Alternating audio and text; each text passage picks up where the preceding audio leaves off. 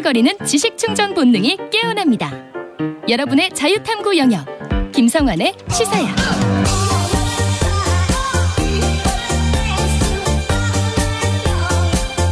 한 주 동안 있었던 이슈 가운데 우리가 조금 더 깊이 들여다봐야 할 정치권 움직임 분석해보는 시간입니다. 뉴스의 외전 늘 꽉 채워주시는 패널 두 분 소개해드리겠습니다. 배종찬 인사이트K 연구소장 자리하셨습니다. 안녕하세요. 안녕하십니까, 배종찬입니다. 예, 김민아 시사평론가 모셨습니다. 안녕하세요. 안녕하세요. 네, 오늘은 그냥 본론으로 들어가 보죠. 얘기. 네네. 대통령실 관저 이전 과정에 역술인 천공이 개입했다는 의혹 다시 점화되는 분위기인데요. 부승찬 전 국방부 대변인이 오늘 출간된 자신의 저서에서 윤석열 정부가 출범하기 전인 지난해 4월 1일 천공이 육군 참모총장 공강과 이 국방부 내에 있는 서울 사무소를 다녀갔다, 이런 주장을 했습니다. 김종대 전 의원이 비슷한 의혹 제기를 지난달에도 한 바가 있는데요. 네. 이런 상황이 있다 어떻게 보고 계시는지, 천공이라는 이름이 또다시 등장하는 것 어떻게 우리가 봐야 될지 말씀을 좀 부탁드립니다. 결론을 먼저 말씀드리면 이제 해명이 먼저 필요하겠죠. 예. 그러니까 궁극적으로 원하는 건 해명일 겁니다. 그러니까 일각에서는 말도 안 되는 이야기다, 억측이다, 시비를 걸고 있는 것이다, 예, 라고 이야기하는 것이고, 또 부승찬 전 국방부 대변인의 이 책이나 또 육군 참모총장은 지금 분명하게 또 설명이 안 되고 있는 상황이고, 예. 근데 우리 이 국민들이나 또는 이것을 뭐 진영 간 대결 구도가 아닌 좀 더 객관적으로 보고자 하는 것은 이걸 뭐 정쟁적인 시비거리로 가져갈 건 아닌 것 같아요. 네. 그러니까 한쪽에서는 말도 안 되는 소리다, 또 무속으로 대통령의 이 발목을 걸고 넘어지려고 하는 거 아니냐라고 보는 것이고, 또 한쪽에서는 뭐 건진, 천공 계속 무속인들의 이름이 거론되기 있기 때문에, 네, 박근혜 전 대통령 때도 계속해서 최순실, 최태민 아니라고 했지 않습니까? 네. 근데 결과적으로 나중에 그것이 국정농단이 됐던 것이고, 그러니까 정리해보면 이렇습니다. 의혹이 있고 이것이 그냥 단순히 뭐 고발하고 넘어갈 것이냐, 그렇지는 않은 것 같습니다. 좀 검증을 할 필요가 있을 것 같아요. 과연 정확한 내용을 했더니 이게 어떤 이유에서 뭔가 관계가 있으면 관계가 있다, 전혀 관계가 없다, 어떤 차원에서 검토를 해봤더니 이런 해명을 국민들에게 꺼내놓는 것이, 예, 차후에 생길 시비거리도 차단시킬 수 있는 차원에서 저는 단순히 그냥 의혹만으로 넘어가서는 안 될 걸로 보입니다. 네, 김민하 평론가 어떻게 보세요? 저도 이제 대통령실이 적극적으로 해명을 해야 된다고 생각을 하는데요. 왜냐하면, 네, 이게 뭐 다른 무슨 뭐 의혹 제기가 아니고 계속 이 윤석열 대통령이 후보 시절 때부터 대선을 치르는 과정에서 비슷한 얘기들이 계속 나왔고, 네, 그것 때문에 괴로웠지 않습니까? 국민들도 괴롭고, 또 국민들 입장에서는 이게 과거 정권의 이제 트라우마나 이런 것도 사실 있는 거잖아요. 그러면 정권 초기에 이런 의혹이 제기가 됐을 때 빨리 좀 국민들을 안심시키고 좀 신속하게 이러한 일에 대한 진상을 밝혀야 되는 것이고요. 그리고 혹시라도 이런 사람들이 권력 주변에 있다고 하면 빨리 다 쳐내야죠. 이런 사람들이 나중에 가서 무슨 일을 어떻게 할지 어떻게 알겠습니까? 예를 들면은, 네, 권력 주변에서 일어나는 일들 중에 대통령이나 또는 영부인이나 이런 권력 핵심에 있는 사람들의 위세를 등에 업고, 그래서 이 권력의 이름을 막 팔고 다니면서 자기의 이권을 챙기고 그걸로 뭐 이렇게 나쁜 짓을 하고 그래가지고 문제가 되는 경우들이 많잖아요. 그리고 이전 정권들의 어떤 사례를 보면은 그런 것들이 막 게이트가 되고 이러지 않습니까? 네. 그런 일을 미리 사전에 방지하려면 이렇게 막 대통령하고 가깝다, 또는 뭐 어떤 뭔가에 개입한다, 이런 사람들이 막 이렇게 나타나서, 심지어 이 천공이라는 사람은 언론 인터뷰나 이런 데서 과거에 내가 대통령의 멘토다 이렇게 얘기한 거잖아요. 예. 이 사람뿐이 아니거든요. 다른 그렇게 주장하는 사람들이. 법사라고 하는 사람은 뭐 돈을 받았니 안 받았느니 뭐 정치권 주변에서 설이 막 돌고 그랬었잖아요. 그렇죠. 그런 사람도 있고, 네, 무슨 뭐 관상가도 나오고 뭐 온갖 사람들이 있는데, 다 이런 사람들 이 허튼 짓거리 못하게 이 어떤 뭐 그게 수사기관이든 또는 우리 이제 아직 임명 안 하고 있는 뭐 특별감찰관이든 간에 어떤 기구를 가동해서든지 이런 걸 다 막아야 되는 것이죠. 근데 대통령실은 뭐 해명해야 된다 이렇게 말씀하셨지만 해명은 하고 있어요. 네. 다 거짓이다, 이렇게 지금 얘기를 하고 있는 거잖아요. 네. 그러면서 지금 부승찬 전 대변인하고 의혹을 최초로 보도했던 두 개 매체죠. 두 개 매체 기자들을 좀 고발했어요. 대통령실이 나서서. 일단은 뭐 사건의 실체가 있고 그 실체에 대해서 의혹 제기를 하는 것에 대해서 어떻게 대응하느냐, 이건 조금 다 결이 다른 얘기가 될 수도 있잖아요. 지금 이 대통령실의 대처, 이건 어떻게 보세요? 그 이제 법적인 내용도 중요할 겁니다. 예. 하지만 이제 실제로 정치권에서 이제 공방이 되고 있는 이야기를 그냥 이건 루머다 또는 정치적인 시비거리일 뿐 이걸 일절 대응을 할 이유가 없다라는 차원으로 넘길 일만은 아니라고 봅니다. 왜냐하면 네.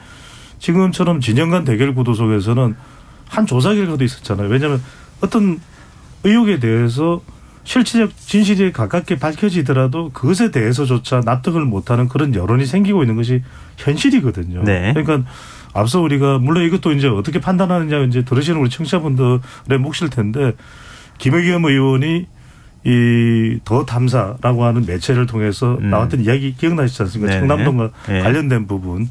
그게 뭐 수사가 되었다고 하더라도 여전히 그 부분에 대해서 다른 생각을 정치적 생각에 따라서 가지는 경우들이 생깁니다. 이 경우도 저는 마찬가지일 거라고 봐요. 그렇다면 상당히 이 대통령실에서는 번거롭고 실제가 아니라면 예. 상당히 짜증날 수도 있지만 그런 번거로운 거程을 거치면서도 좀 더 구체적으로 명확하게 반복해서 해명을 해야 되는 것이 또 필요한 과정이거든요. 제가 한 가지만 말씀드리면 미국 같은 나라도 굉장히 우리가 이 실질적인 팩트 체크가 잘 돼 있다고 생각하실지 모르지만 꼭 그렇지만은 않아요. 네. 그러다 보니까 이제 오바마 대통령 때도 그런 경우들이 참 많았습니다. 억측 또 이른바 루머 또 이런 것들이 있다 보니까 팩트 체크팀을 일부러 만들었어요. 네. 그것을 한 이유는 뭐냐면 결국 계속해서 이런 것이 국정 동력에 부담이 될 수밖에 없다면 팩트 체크팀을 동원해서라도 또 반복해서 설명하고 이걸 임기 끝날 때까지도 계속했거든요. 네. 저는 그런 걸 좀 반면 교사하고 벤치마킹을 할 필요가 있다. 그러니까 내가 왜 이런 걸 해야 돼? 이걸 대통령실에서 말도 안 되는 이거에 대해서 대응하는 것도 말조차 안 돼. 하는 그조차도 번거롭지만 시도를 해보는 것이 저는 더 나을 수 있다는 거죠. 저는 네. 두 가지 얘기를 하고 싶은 게 적극적으로 해명을 하라는 게 그런 일 없습니다라는 얘기를 10번 하라는 얘기가 아니고 어떤 근거라든가 뭐 있을 거 아닙니까? 그렇죠. 그게 네. 뭐 부승찬 전 대변인이라는 분이 얘기하는 CCTV가 될 수도 있을 것이고 무슨 기록이 될 수도 있을 것이고 있을 텐데 네. 그런 거를 뭐 공개를 하든지 아니면 공개하는 것이 뭐 현행 법령이나 이런 거에 따라서 어렵다고 하면 검증을 해봤다. 그랬는데 이 결과가 이랬다. 이 정도를 이제 밝히든지 아니면 그 검증이 불가능한 상황이라고 하면 그 불가능한 상황임을 또 설명을 해주든지 그러니까 이런 뭔가의 움직임이 있어야 국민들도 대통령실이 나름대로 이 문제에 대해서는 대응을 하고 있구나라고 느낀다는 거죠. 그 점에서 저는 이제 적극적인 대응은 안 되고 있다라고 생각을 하고요. 두 번째로 네. 이 주장을 한 사람에 대해서 법적 대응을 하는 것까지는 이해를 합니다. 그러니까 책에 쓴 사람이 있으니까 그 책에 쓴 얘기가 허위인지 아닌지를 한번 밝혀보자. 이걸 가지고 법적 대응을 하는 것까지는 제가 뭐 이해하는데 기자를 왜 고발을 하는가. 네. 저는 의문이에요. 그 책에 이런 게 써 있다라고 보도를 한 거고 하나는 네. 그다음에 책에 이런 게 써 있다라는 거를 근거로 해서 다른 사람 취재해가지고 비슷한 주장도 있다라는 걸 보도를 한 거지 않습니까? 네. 그 주장을 하는 사람이 있고 책에 이런 게 나왔다라고 보도를 했는데 그걸 고발하면은 언론이 뭘 그러면 보도를 해야 되는 거죠. 저는 이게 이해가 안 됩니다. 그럼 언론이 우리가 취재를 안 해봤지만 아마도 이런 일이 있을 거라는 느낌이 든다. 이렇게 보도한 게 아니지 않습니까? 네. 그렇기 때문에 이거는 정말 이런 방식으로 계속 언론을 대하는 거는 옳지 않다고 생각하고 더군다나 지금 뭐 대변인도 없고 부대변인도 그만뒀고 뭐 새로 지금 뽑는다고는 하는데 절차가 어떻게 진행되고 있는지 모르겠으나 그런 상황에서 언론 대응이 이렇게 거칠게 이루어지고 있는 거에 대해서 과연 대통령실이 제대로 일하고 있는 건지에 대해서도 점검을 한번 해봤으면 좋겠습니다. 자연스럽게 언론 얘기로 지금 넘어갔는데요. 예를 들어서 국방부 대변인을 지냈고 예. 육참 총장하고 관련되어 있는 얘기고 육참 총장이 직접 들려준 얘기라고 하면서 지금 얘기를 한 거고 좀 세부적으로 어떤 차량을 타고 당시에 들어갔다. 그때 같이 간 사람이 누구다. 이 정도로 아주 구체적인 정황이 드러나고 있는 상황이라고 하면 과연 기자가 보도를 안 했을까? 이런 상황에 대해서 애써 외면하려고 하지 않으면 이 정도 사안이면은 보도를 아마 하지 않을까 이렇게 생각이 그렇죠. 드는데 예. 근데 기자를 상대로 해서도 지금 고발을 한다고 하면은 이러면은 다른 언론들이 보도를 하기가 어려울 거 아니겠어요? 일종의 보도하지 말라는 시그널로 비칠 가능성도 있지 않을까요? 그래서 제가 드리는 말씀이거든요. 네. 그러니까 언론 대응에 대통령실이나 대통령이나 또는 국민의힘이나 못마땅할 수 있겠죠. 하지만 이제 그것을 대응하는 것은 보도하면 안 돼. 왜 언론사에서 일일이 모든 팩트를 다 제대로 확인을 하지 않고 보도하는 거야. 이건 다른 차원일 것 같아요. 그러니까 부승찬 전 대변인의 말이나 이런 데 보면 좀 구체적인 근거가 나오거든요. 네네. 그러면은 당사자인 육군참모총장이나 아주 명백하게 또는 명확하게 그 반대의 이 설명이 있다면은 그렇다면 보도를 좀 주저할 수도 있고 더 확인을 해볼 수도 있을 것이거든요. 근데 네. 기억이 안 난다 이 정도면은 이런 게 지금 있다고 하고 책에선 내용이 나오는데 확인해 볼 필요가 있지 않겠느냐. 그런 보도조차 못하게 할 수는 없는 거 아닙니까? 보도라는 것은 이제 그걸 통해서 문제 제기를 하는 것이니까. 그러면 제가 아까 말씀드렸는데 자꾸 대응을 이렇게 하는 것 같아요. 왜 말도 안 되는 거 나는 설명할 필요 가치조차 없다 이렇게 인식하기보다는 이런 가정이 번거롭고 이럴 수도 있지만 저는 오히려 더 근거 있게 설명하는 것이 더 효과적일 수가 있는 것이죠. 왜냐하면은 그렇지 않으면 이게 끊어지지가 않죠. 계속 이어질 겁니다. 아마. 이 법적인 대응으로 할 경우에는 여전히 이 부분이 충분하게 설득력 있게 전달이 못할 수도 있다는 거죠. 그리고 이 책에 대해서 하나만 더 확인을 하자면은 네. 이 책이 무슨 이 지금 정권을 공격하기 위해서 책을 쓴 그런 내용이 아니지 않습니까? 네네. 오늘도 보도된 걸 보면 네. 이 책에는 물론 이 천공이라는 인물에 대한 얘기도 있지만 전 정권의 입장에서 봤을 때 별로 도움 안 되는 얘기도 있는 거거든요. 지금 대선 당일에 이제 이렇게 북측의 선박이나 이런 것들에 대해서 이제 빨리 이제 보내라라고 했다. 청와대가 그때 국방부하고 마찰이 있었다. 대선 네. 전날에 이런 내용들은 사실은 전 정권 입장에서 봤을 때는 이게 뭔가 대응을 좀 잘못한 거 아니냐라는 비판이 제기될 수 있는 그런 대목이지 않습니까? 그런 얘기도 책에 넣어놓은 거잖아요. 그러면 언론 입장에서는 이 책이 특정한 어떤 부분을 이렇게 음해하려거나 어떤 정치적인 또는 이제 여러 가지 악의적인 의도를 갖고 썼다기보다는 그 당시에 있었던 일을 그래도 나름대로 그냥 이렇게 쭉 기록한 그런 책이다라고 판단을 하는 것은 제가 볼 때는 상당히 당연한 일이고 그 내용에 이런 내용이 있다고 하면 제가 기자여도 씁니다. 그거는 오히려 안 쓰는 게 그거는 기자의 직무유기고요. 네. 언론이 자기 역할을 안 하는 것인데 이걸 이런 식으로 법적 대응을 해버리면 지금 예를 들면은 힘 있는 기업의 어떤 사장 회장님들이 이런 식의 소송을 많이 하잖아요. 이른바 보도를 봉쇄하는 소송이라고 하는 그런 것처럼 비춰질 수가 있어요. 이게 언론 대응을 하는 방법 중에 가장 안 좋은 방법이 이런 것이기 때문에 이런 대응은 안 했으면 좋겠습니다. 네. 근데 이게 지난번에 바이든 날리면 발언 이후에 네. 사실은 대통령실의 대응이나 이런 걸로 봤을 때에도 이번에도 만약에 우리가 추가로 보도한다고 하면은 상당히 뭔가를 좀 압박을 받지 않겠는가, 언론이 좀 우려하는 상황도 있지 않을까 하는 좀 생각도 좀 들긴 하는데요. 짧게만 이 말씀을 좀 드리겠습니다. 아주 짧게 무슨 말씀이냐면 그래서 쌍방향 검증이라는 게 있습니다. 우리가 건진이나 천공의 의혹이 또 제기됐기 때문에 이제 감찰과 또 쌍방향 검증이라는 말씀은 뭐냐면 건진이나 천공에 대해서 무슨 죄를 묻는 게 아니거든요. 그러니까 이런 정황이 나왔기 때문에 그러니까 부승찬 전 대변인을 통해서도 확인하는 것도 필요하겠지만 건진과 청문을 통해서도 얼마든지 확인할 수 있는 거 아니겠습니까? 사람 일은 모르는 일이니까. 그러면 확인을 철저하게 하고 두 가지. 하나는 여러 가지 우리가 다각도로 다차원적으로 검토를 했는데 없더라. 그런 상황이. 그다음에 두 번째는 그런 의혹들이 계속 반복적으로 제기되는데 만에 하나 그런 일이 사실이라면 우리는 어느 때 언제 어떤 방식으로든 그 부분에 대해서 단호한 조치에 대해서 우리는 주저하지 않겠다.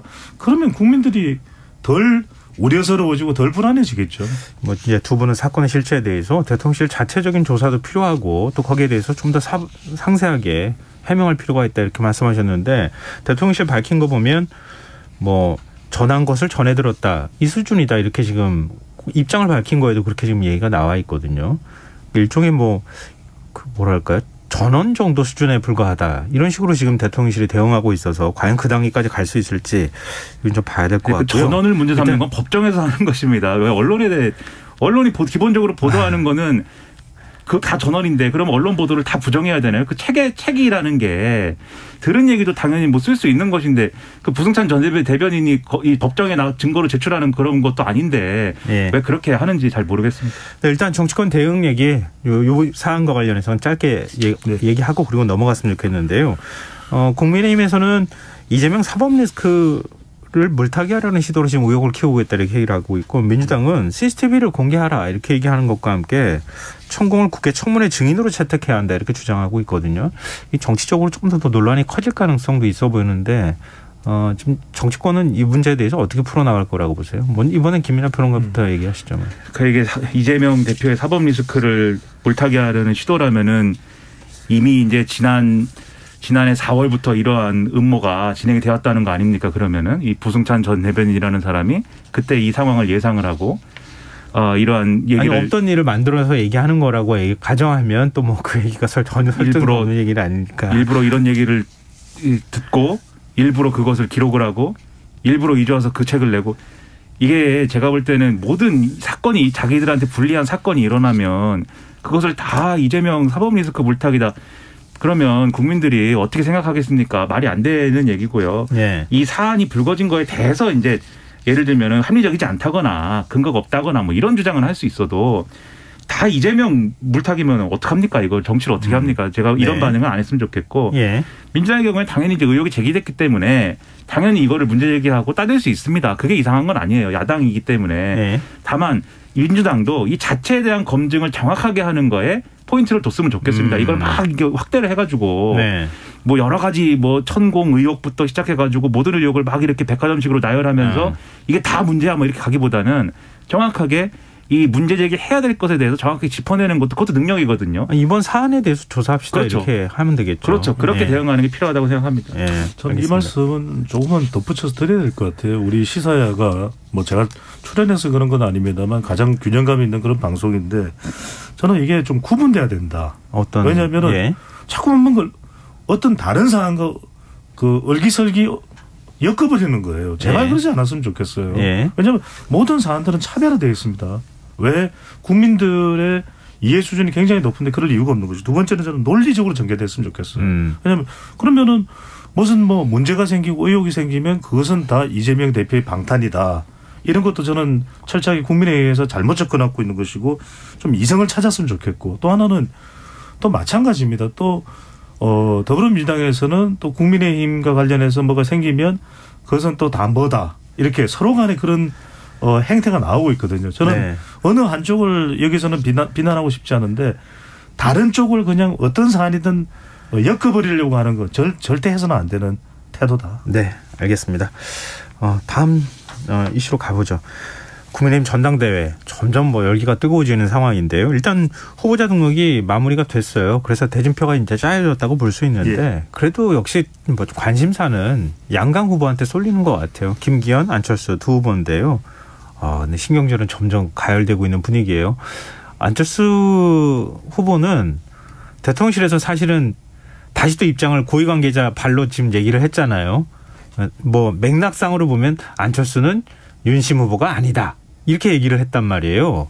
안철수 후보가 해도 너무한다. 이렇게 얘기를 하고 있고 김기현 후보는 갑자기 윤심 호소인이 등장한 것 같다. 이렇게까지 지금 얘기하고 있거든요. 이 지금 어떻게 보십니까? 저는 우선은 좋은 점수를 줄 수 없는 전당대회 모습으로 가서는 안 된다. 예. 좀 당위적인 표현을 빌어서 말씀드려야 될 것 같고 왜냐하면 적어도 집권 여당이잖아요. 집권 여당이고 지금 전개되고 있는 판세를 보면은 불과 일주일여 전, 열흘 전만 하더라도 김기현 의원의 우세였거든요. 예. 근데 오늘 이제 조사 결과 소개를 해드릴 수도 있을 텐데 최근의 조사 결과들은 또 안철수 의원이 앞서가는 상황이거든요. 예. 근데 여러분들 한번 생각해 보십시오. 안철수 의원이 뭔가 더 많은 지금 국민의힘 지지층 여론조사이긴 합니다만 여론을 좀 더 끌어당겼을 만한 그런 호재가 있었나요? 그렇지가 않아요. 예. 그러니까 안철수 의원이 최근 조사에서 대체로 앞서가는 조사가 나타나는 것은 윤심에 대해서 자꾸 치중되는 상황에 대한 반발입니다. 그러다 보니까 나경원 전 의원이 재소환됐죠. 유승민 전 의원의 지지층들이 재소환되죠. 그다음에 또 하나 중요한 것은 뭐냐면 또 기현 의원에 대해서는 최근에 뭐 월클이죠. 우리 식빵 언니 김연경 또 저 푸른 초원이의 남진 가수까지 등장을 하고 이게 뭡니까? 그러니까 여기다가 지금 천하람까지 등장을 했거든요. 그러니까 이런 걸 다 수습하고 다독거리려고 했던 지난해 6월부터의 진짜 육모방망이로부터 시작했던 이 전당대회의 정말 홍두깨 같은 이야기가 지금 다 재소환이 됐어요. 네네. 이준석 전 대표도 깨어났습니다. 천하람 또 대리전쟁이냐 이런 이야기가 나오는데 전 세 번째를 좀 말씀드리고 싶어요. 정리를 해서. 윤심 위에 당심 있고요. 당심 위에 민심 있고요. 민심 위에 천심이 있습니다. 네, 알겠습니다. 지금 어차피 여론조사 결과 인용을 하셨으니까 구체적으로 저희가 말씀을 드려야 될 것 같아요. 김민하 평론가께서 2개 정도만 좀 정리해서 말씀을 해 주시죠. 네, 저한테 이렇게 여론조사 결과를 막 한 10개씩 갖다 줬지만, 네, 2개를 말씀을 드리겠습니다. 아니, 근데 참, 우리 김일환 변호사 감사한 게, 제가 이게 노안 때문에 못 보는 건데, 이걸 다 선명하게 보고 읽어줘요. 주는 쉬는데, 감사합니다. 아직 노안이 안 왔잖아요. 아니, 저도 젊은 나이에 노안이 왔지만, 덜 왔기 때문에 제가, 일단은, 네, 여론조사 전문업체 4곳인 엠브레인 퍼블릭, 케이스텐 리서치, 코리아 리서치, 한국 리서치가 지난달 30일부터 이달 2일까지 조사를 했습니다. 당대표 적합도 다자 대결 안철수 의원을 34%, 김기현 의원이 20%가 나왔고요. 그러니까 양자 간 격차가 14%포인트인데 오차 범위가 플러스 마이너스 3.1%포인트입니다. 오차 범위 바뀐 것이죠. 예. 그리고 이제 안철수 의원, 김기현 의원이 양자 대결을 치른다고 가정할 때에는 안철수 의원 50%, 김기현 의원 32%가 나왔기 때문에 격차가 더 벌어진다는 거고요.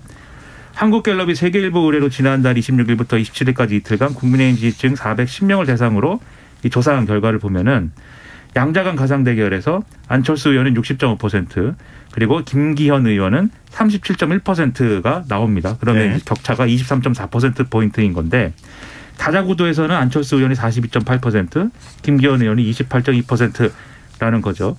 이 여론조사의 자세한 내용들은 중앙선거 여론조사 심의 홈페이지를 참조하시면 됩니다. 네. 일단 추세상으로 보면 네, 말씀드렸고 나경원 전 의원이 결국 이제 뭐 출마 안 하겠다 얘기하고 난 다음에 그 다음에 안철수 후보의 지지율이 많이 올라가는 현상이 나타났단 말이에요.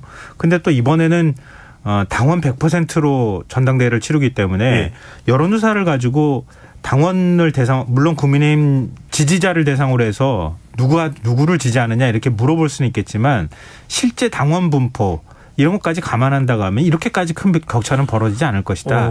이런 주장도 있거든요. 그렇습니다. 더 팽팽하리라고 보입니다. 왜냐하면은 첫 번째 근거는 그래도 당원의 성격을 국민의힘 지지층 중에서도 더 국민의힘에 대해서 충성도가 높은 그런 유권자의 성격을 우리가 좀 당원이라고 봐야 되지 않겠습니까? 그러면은 여론조사만으로 이제 당원의 속성을 다 이제 파악하기는 읽어내기는 좀 버겁다고 봐야 되겠죠. 그런데 이제 이전의 사례를 본다면 국민 여론과 국민의힘 지지층의 여론과 상당히 이 동떨어져 있을까?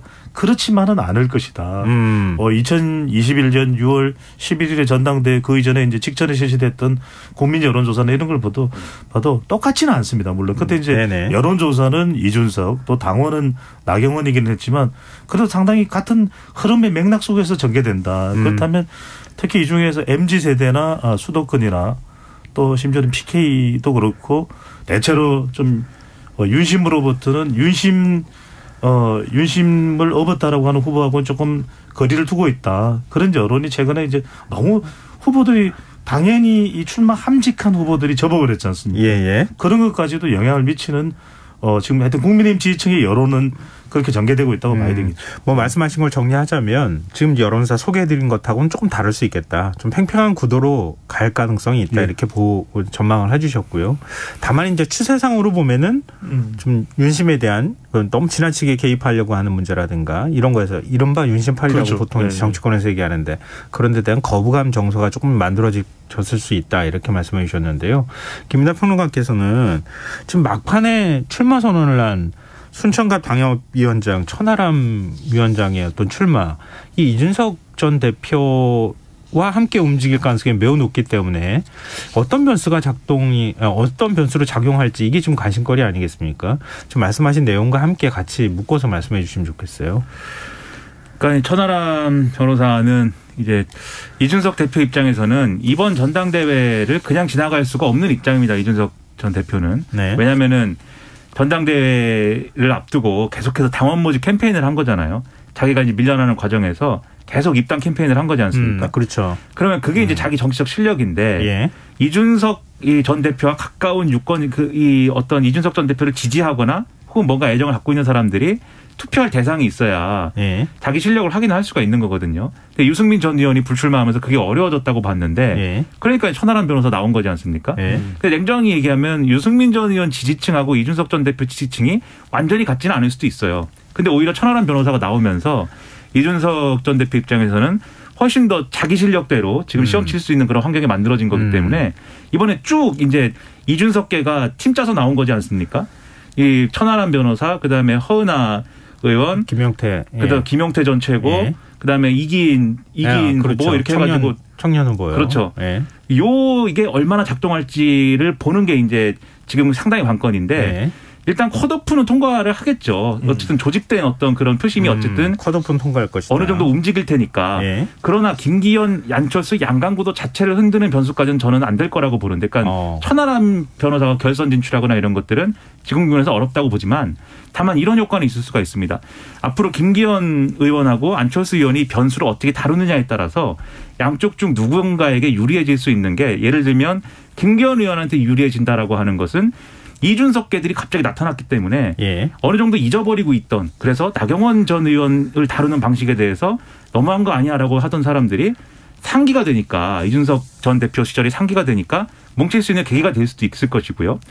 그런 효과가 있는 반면 안철수 의원 입장에서는 내가 뭐 이 세상에서는 비운이라고 그러고 막 하는데 내가 이준석은 아니지 않느냐. 예. 이걸로 돌파할 수 있는 길이 열릴 수도 있는 것이고, 마지막으로는 결선에 갔을 때 이 천하람 변호사를 찍은 사람들은 원래는 만약에 이 천하람 변호사가 출마를 안 했으면 그냥 안철수 의원을 지지하기 어려웠을 거예요. 네. 어려운 상황이 됐을 거예요. 이 연관관계가 별로 이준석 전 대표랑 안철수 의원 좋지 않기 때문에. 네. 근데 천하람 변호사를 찍었다면 1차 투표에 내가 투표를 했는데 그것 좀 아까워서라도 결선도 투표에 참여할 가능성이 높아지는 거거든요. 예. 그렇게 보면 결선에서는 이게 안철수 의원에게 결국은 유리한 변수가 될 수도 있겠다, 이렇게 봐야 될 것 같습니다. 거의 결선까지 지금 다 말씀해 주셨는데 그렇죠. 만약에 네. 이렇게 해버리면은 투표율이 올라가면서 투표 안 할 층이 투표를 그렇죠. 하면서 좀 누군가에게 유리하게 작용하는 그런 현상이 나타날 수 있다는 바로 거잖아요. 그 부분입니다. 그래서 조금 부연 설명을 추가해서 드리면 이제 김민하 평론가가 워낙 예측 분석을 했는데 예. 결국 이제 그 전개는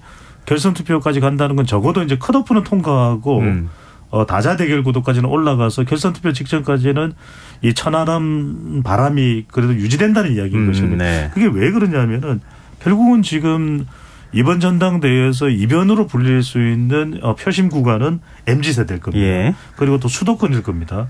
그다음에 이제 여성입니다. 여성이라는 건 이제 나경원 전 의원이 불출마한 것도 있고, 그리고 최근에 이제 이 국민의힘 지지층 여론조사를 보더라도 여성은 어느 한쪽에 표를 몰아주고 있지는 않아요. 근데 천하람 변호사가 나오면서 이준석 전 대표는 2대녀, 3대녀 당원들도 분명히 있습니다. 여성 당원들도. 그런데 거부감이 많았는데 이제 천하람 이 전남 순천갑 위원장은 바로 그런 부분이 좀 상당히 해소된 인물이에요. 그렇다면 그렇게 해서 컷오프를 통과한다면 결선 직전까지는 갈 수 있을 테고, 이 방금 전에 말씀드렸던 여성 수도권 그다음에 MZ세대가 M여수거든요. M여수. 예. 순천 바로 옆에 위치하고 있습니다. 이 M여수가 결선으로 그대로 옮겨가면서는 김기현 정서로 뭉친다면 이 안철수 후보 쪽으로 결선 투표에서 가리라, 이렇게 이제 예상하는 것이 김민하 평론가 이야기인 거죠. 네네. 뭐 천하람 변호사도 그렇게 얘기하더라고요. 네네. 컷오프만 통과하면 다자구도 내에서 일단 경쟁 한번 해보고 그 다음에 마지막 결선 투표할 때 그때 어느 한 후보 쪽으로 밀어줄 수 있는 방법이 있다. 뭐 이렇게 지금 보는 것 같아요. 존재감을 일단 드러낼 수 있는 게 이번 기회가 굉장히 좋은 기회라고 생각하는 것 같아요. M여수입니다. 네. 순천 옆에. 네. 알겠습니다. 전망까지 다 해주셨으니까 전당대 얘기는 여기서 마무리하죠. 지금 여러분께서는 KBS 1라디오 김성환의 시사회를 듣고 계십니다. 뉴스외전 김민하 시사평론가, 배정찬 인사이드K 연구소장 두 분 패널과 함께하고 있습니다. 자, 이제 민주당 얘기도 좀 해보죠. 민주당이 내일 대국민 보고대회 열고 이게 이제 본격적으로 장애 투쟁에 나설 움직임을 보이고 있는데요. 일단 국민의힘은 조국 수호 시즌2가 될 것이다, 이렇게 지금 주장하고 있어요. 일단 민주당의 장애 투쟁 어떻게 평가하시는지 김민하 평론가부터 말씀해 주시죠. 조국 수호 시즌2라고 얘기하는 거는 이 장애 투쟁이라는 걸 너무 과대평가한 것 같고요, 제 생각에는. 왜냐하면 지금 민주당이 정확하게 이 장애 투쟁 일정 스케줄을 어떻게 갈 것인지에 대해서 정확하게 지금 합의를 못하고 있는 것 같아요. 그러니까 장애 투쟁이라고 할 때는 예를 들면 정당이 자기 세력이 가지고 있는, 자기 조직을 가지고 있는 당이 대형 집회 한다고 해서 그거 그냥 장애 투쟁이라고 하는 게 아니지 않습니까? 예. 그러니까 최소한 원내 일정이나 원내 대응을 소극적으로 또는 완전히 줄이고 밖에서 밖에서 원내에서 하는 일정들을 쭉 연속적으로 가져갈 때 장애 투쟁에 나섰다, 이제 이렇게 얘기하는 거잖아요. 네. 근데 집회 한 번 그냥 하는 것인지 아니면 두 번 하는 것인지 지역별로 나눠서 하는 것인지 이런 거 두고 지금 옥신각신 하지 않습니까? 예. 그러면 제가 볼 때는 주말에 집회 한 번 한다고 해서 그게 무슨 뭐 조국 수호 시즌2가 되고 엄청난 무슨 뭐 반발 여론이 있고 그렇지 않을 거고요. 당이 뭐 집회할 수 있죠. 근데 그게 아니라 국회 현안을 내팽개치고 연속적인 어떤 이 장외 일정을 계속해서 이어간다. 그러면 이제 그러한 반발도 있을 수가 있겠죠. 근데 지금은 민주당이 그런 수준까지 얘기하고 있는 건 아니기 때문에 저는 오히려 거꾸로 민주당이 이 문제를 전략적으로 어떻게 지금 소화하겠다는 것인지에 대한 비전이 없는 상태에서 섣불리 그냥 뭐 집회만 얘기하는 것은 조국 수호 시즌2라서가 아니라 전략이 없기 때문에 저는 문제다라고 생각을 하거든요. 네. 그걸 다시 좀 합의를 하고 점검을 해봐라라고 얘기하고 싶습니다. 이건 물어봐야 되겠는데요. 네. 전략 갖고 지금 하고 있는지 아닌지. 근데 어쨌든 네. 투쟁 수위를 지금 여기서부터 한 단계씩 높여나가는 그렇죠. 작업을 할 것 같아요. 보니까. 저는 조금 이제 김일환 평론가하고는 의견이 다른데 네. 저는 민결 중탈이다. 민결 중탈. 네. 민은 이제 민주당의 결집. 중탈은 중도층의 이탈. 그러니까 이 상황이 동시에 저는 전개된다는 거죠. 왜냐하면 다른 좋은 방법이 있으면 모르겠는데 다른 좋은 방법이 마땅하지가 않아요. 그러면 지금 윤석열 대통령에게 국정조사에 관련해서 이태원 국정조사입니다. 그래서 뭐 이상민 장관에 대한 사퇴도 요구했지만 받아들이지 않죠. 또 김건희 여사와 관련된 특검 관련돼서도 어떤 해명과 대답도 안 오고 있죠. 그러니까 이제 결과적으로는 그런 상황에서 이재명 대표는 계속 검찰 수사를 받고 있는 것이거든요. 저는 마치 윤석열 대통령도 지지율을 한참 끌어올릴 때 이 보수층 선결집을 이야기했듯이 노렸듯이 그러니까 결과적으로는 이 이재명 대표도 민주당도 선결집이 우선할 수밖에 없다. 내 지지층들을 모아야 된다. 그래서 적어도 알겠습니다. 총선까지 가려면 그래서 공동 운명체라는 게 좀 더 명확해졌다. 하지만 이제 고민이 되는 건 제가 중탈을 말씀드린 건 이상하게 중도층이 일부라도 이탈될 수밖에 없는 상황일 텐데 이것은 어떻게 할 것인가 그 고민이 남아있는 거죠. 네, 뭐 그게 바로 아까 김일환 평론가가 말씀하셨던 전략인 것 같아요. 네. 저는 자연스럽게 연결되는 얘기일 것 같은데요. 조국 전 법무부 장관 오늘 징역 2년 1심에서 선고받았어요. 뭐 이슈리 혐의와 관련해서는 상당 부분 유죄가 나왔고요. 감찰 무마 혐의는 일부 유죄가 나온 것 같고 그다음에 뭐 이른바 이제 뇌물을 받았다 뭐 이런 혐의가 적용이 됐었던 거 뭐 많은 분들이 아시다시피 뭐 무슨 사업을 한다던가 뭐 이렇게 얘기가 있기도 했었고 뭐 주식을 통해 가지고 뭔가를 받은 것처럼 이렇게 얘기한 뭐 이런 혐의에 대해서는 사실 다 무죄를 받았어요. 이게 지금 전국에 어느 정도 영향을 미칠 거라고 보시는지 마지막으로 말씀을 하셔야 될 것 같아요. 네, 두 분이 한 말씀씩 해주시죠. 저는 뭐 조국 전 장관 변수라는 것은 뭐 정치적으로 이제 거의 소멸한 변수라고 생각이 되고요. 다시 이제 과거를 떠올리게 하는 것 이상의 정치적 의미는 없다고 보고 다만 지금 뭐 입시 문제라든가 이런 것들은 핵심적인 것들은 유죄가 나왔기 때문에 그거에 대해서는 겸허하게 좀 바라봐야 될 필요가 있겠죠. 민주당이. 그리고 저는 항상 말씀드리지만 조국 전 장관 문제를 전 정권이 잘못 풀었던 게 맞다고 저는 보고 그거에 대해서는 근데 또 민주당도 뭐 나름 반성의 메시지를 내놨고 전 정권의 문재인 대통령도 이제는 그만 조국 전 장관 놔줬으면 좋겠다 이렇게 얘기한 바도 있고 잘못을 또 선거에서 정권을 잃는 것으로 어쨌든 책임을 뭐 지는 구도가 되지 않았습니까? 그러면은 이 재판이라는 건 남은 건 절차인 것이고 조국 전 장관이라는 개인에 대한 어떤 법적 처분의 문제거든요. 이건 그냥 놔두면 될 일인 것 같고 무슨 이게 이 판결이 나올 때마다 정치권에서 이걸 가지고 싸우고 뭐 그럴 필요가 있는 상황은 아니지 않습니까? 이미 지나간 일이다. 그렇죠. 순리대로 뭐 대응했으면 하는 바람입니다. 네. 대동소이한데요. 저도 이전도 지금도 이후에도 달라질 건 별로 없다. 그러니까 친조국 대 반조국 전선은 계속한다. 그러니까 이제 입시와 이 유재수 전 부산시 경제부시장과 관련된 감찰권은 참 이게 어떤 식으로 조국 전 장관 쪽에서 반전시키기가 참 쉽지 않은 이슈이긴 합니다. 이게 작은 사안이든 큰 사안이든 간에. 그런데 이제 저는 눈여겨보고 있는 것은 뭐냐면 정치권이 그러면 여기를 또 이제 조국 전 장관을 기준으로 반으로 나누어져서 정치 투쟁을 하느냐 하면 그건 아닐 것 같아요. 이제는 더 큰 이슈가 있다. 윤석열 대통령에게는 국정 운영과 관련해서 그다음에 조국 전 장관 쪽으로 매몰되지 않으려고 하는 이 민주당의 태세도 보이거든요. 저는 그래서 변할 게 별로 없다. 어제도 오늘도 내일도 조국 전 장관 관련해서는 마찬가지로 그대로다. 뭐 아까 국민의힘이 민주당의 장외 집회에 대해서 조국 수호 뭐 시즌 2인 것처럼 이렇게 얘기를 하고 있지만 두 분 말씀 들어보니까 흘러간 물로 물레방아 돌릴 수 없다. 이 말이 또 생각나기도 하네요. 자, 오늘 뉴스아베이전 여기까지 하겠습니다. 지금까지 김민하 시사평론가, 배종찬 인사이트K 연구소장 두 분 패널과 함께했습니다. 오늘 말씀 고맙습니다. 고맙습니다. 고맙습니다.